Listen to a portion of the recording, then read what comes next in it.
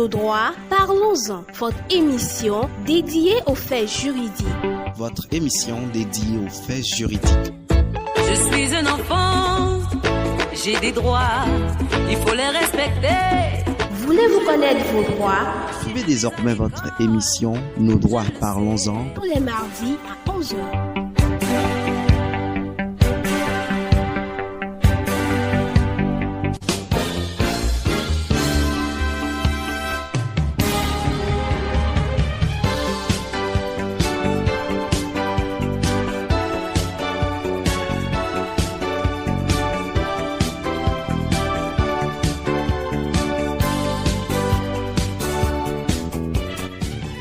Nos droits, parlons-en, nous y sommes toujours et encore avec notre spécialiste Yannick Dedo-Coton.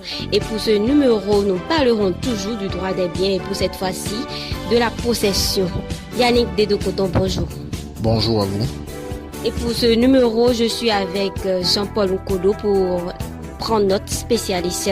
Jean-Paul Nkodo, bonjour. Bonjour à vous, Divine Sergio, bonjour à tous.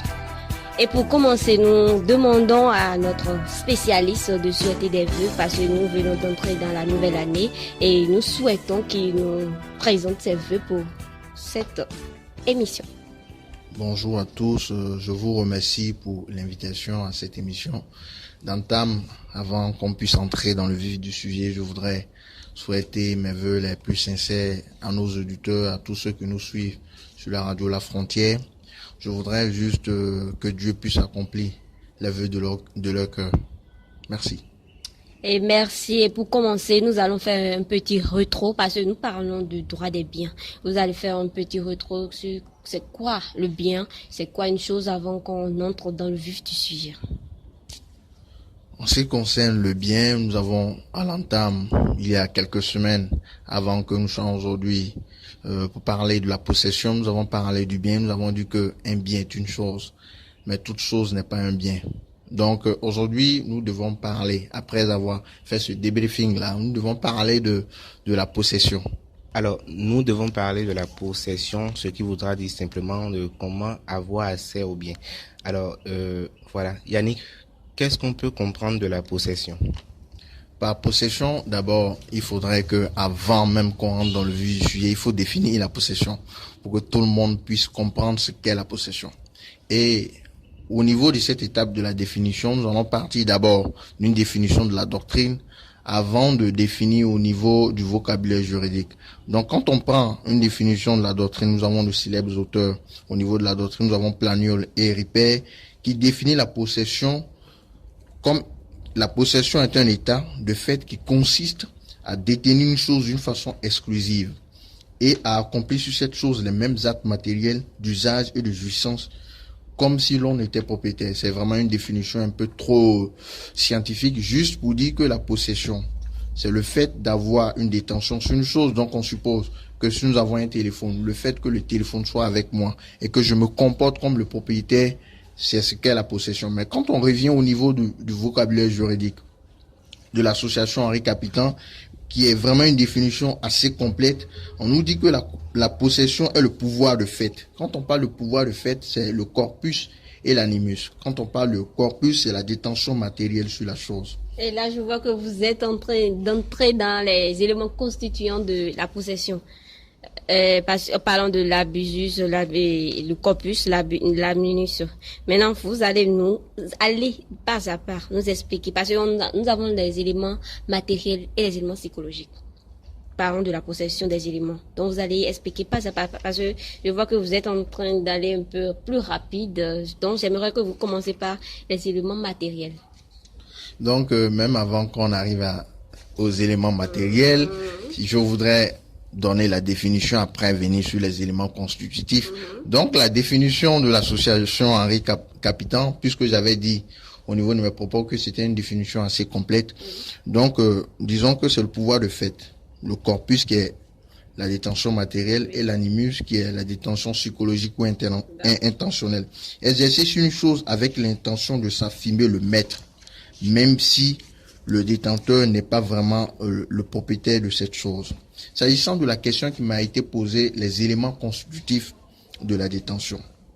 Au niveau des éléments constitutifs, nous avons l'élément matériel et l'élément intentionnel, qui est souvent appelé l'élément psychologique. Mais au niveau de l'élément matériel, il faut comprendre une chose. Nous avons l'exercice du droit.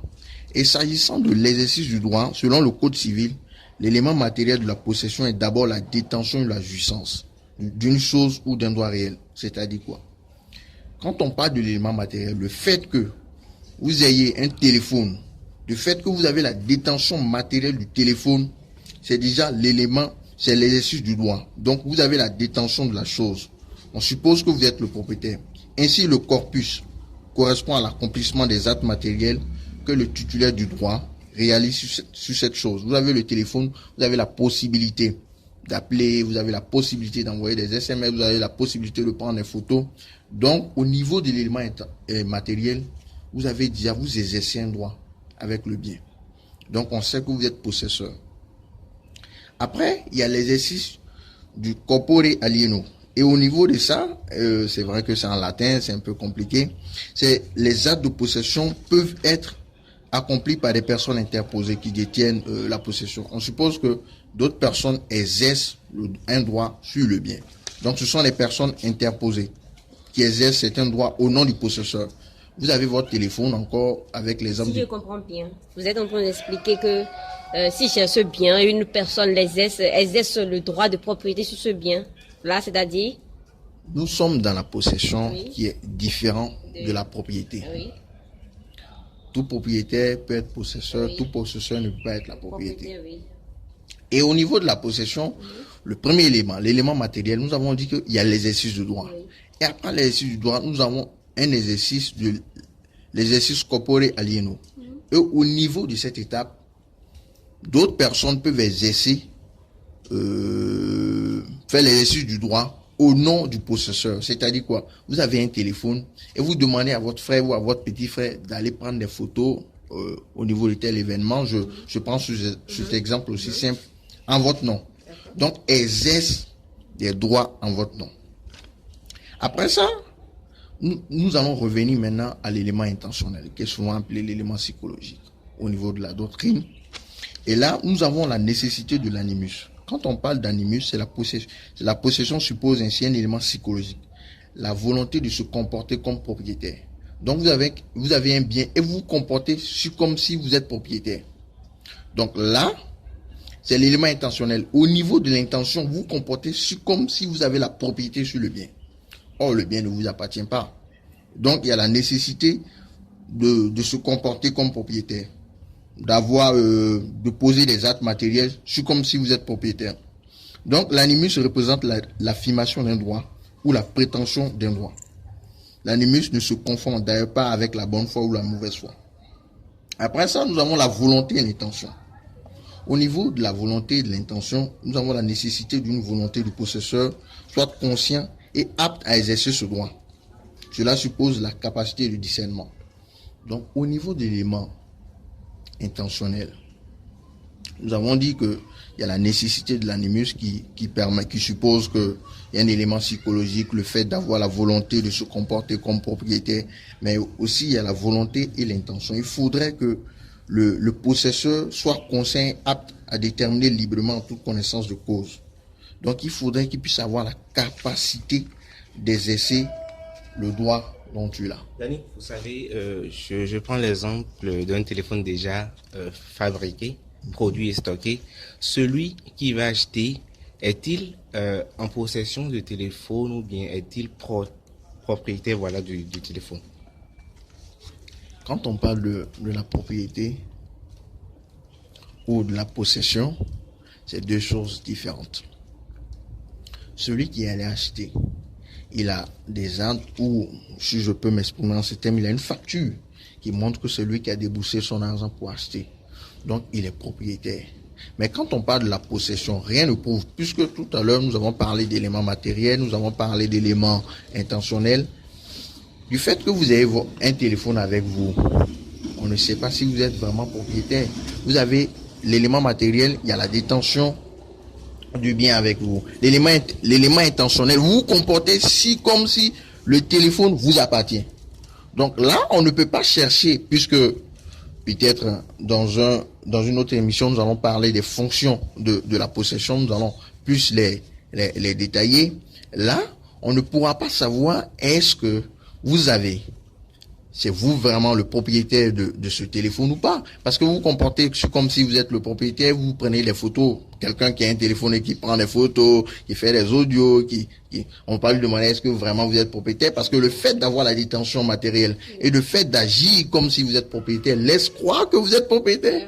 Donc c'est un peu ça. Maintenant, avant de clore cette émission, j'aimerais que vous donniez un conseil à l'endroit de nos auditeurs. Oui, parlant de la possession des biens.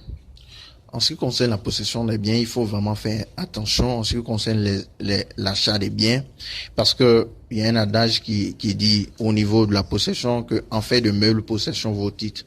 Donc tout ce qui est bien meuble, quand on parle de biens meubles, nous avons exemple les motos, tous ces biens-là, il faudrait faire très très attention dans les relations avec de tierces personnes pour ne pas acheter un bien dont la personne n'a pas vraiment la propriété. Donc, cela peut causer après d'autres soucis.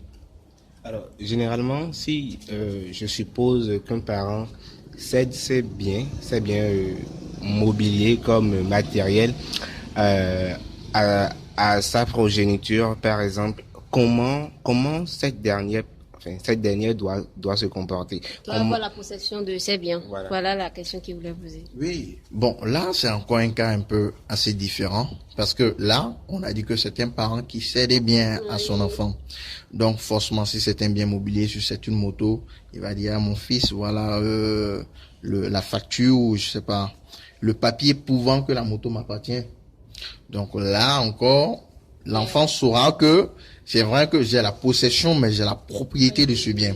Donc la propriété est toute une autre chose et la possession est une autre chose. Donc on peut avoir la possession sans avoir la propriété. Alors, chers auditeurs de Radio La Frontière, nous espérons vous avoir été utiles dans ce premier numéro de l'émission Nos droits, parlons-en de cette nouvelle année. Divine Césaire et moi, nous vous adressons nos meilleurs vœux, les vœux les plus sincères. Merci à Ulrich Bido-Sessi-Corio pour la réalisation. C'était votre émission Nos droits, parlons-en.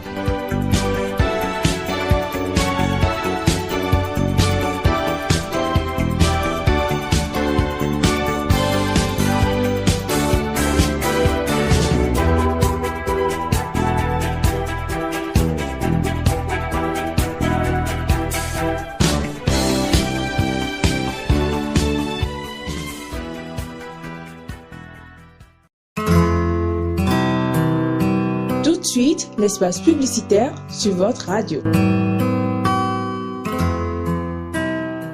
Communiqué. Le groupe Ma Fierté informe les parents d'élèves ainsi que les candidats au BEPC et au bac 2020 que ces séances de travaux dirigés démarrent le samedi 11 janvier et vont se poursuivre jusqu'à la veille des examens. Quand tous les samedis et dimanches à partir de 15h ou complexe scolaire Cedro Siak Bodje dans la vente de Saint-Thomas. Participation 200 francs par séance ou 1500 francs le mois. Notez bien, nos résultats antérieurs témoignent de la qualité de prestation qui se fait au sein du groupe scolaire. Inscription et renseignements 67 39 15 60. Groupe Ma Fierté, la force d'une équipe jeune. Communiqué. Dans le but d'accroître et d'atteindre plus de monde, l'ONG JPIJ Bénin recrute 200 bénévoles compris entre 10 et 60 ans. Principal objectif, accompagner la couche juvénile à contribuer au social. L'ONG JPIJ Bénin dispose de plusieurs domaines sur ses 500 activités bénévoles. Visite aux malades dans les hôpitaux, dont dans les orphelinats et aux personnes en situation difficile. Séances de travaux dirigés gratuites dans les écoles et collèges d'enseignement général. Récompense aux meilleurs apprenants et étudiants. Formation en langue nationale. Pièces à fournir. Une copie de l'acte de naissance, une copie de la carte d'identité nationale, une photo complète. Inscription et renseignements 90 99 72 36.